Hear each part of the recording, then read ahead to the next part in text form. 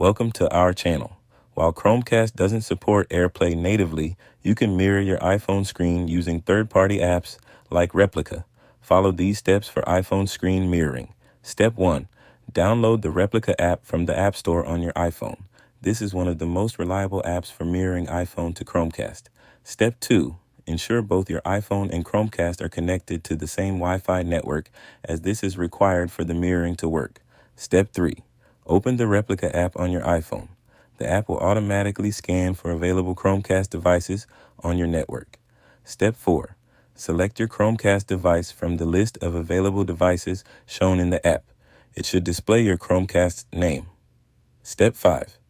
Tap Start Mirroring in the Replica app. You'll be prompted to start screen recording, which is how iOS allows screen mirroring. Step 6. Open Control Center on your iPhone by swiping down from the top right corner, iPhone X or later, or up from the bottom, older models. Step 7. Tap the screen recording button and select Replica from the list of apps. Your ePhone screen will now be mirrored to your TV. Step 8. To stop mirroring, open Control Center again and tap the red recording indicator at the top of the screen. Then tap Stop. Don't forget to like this video and subscribe to our channel.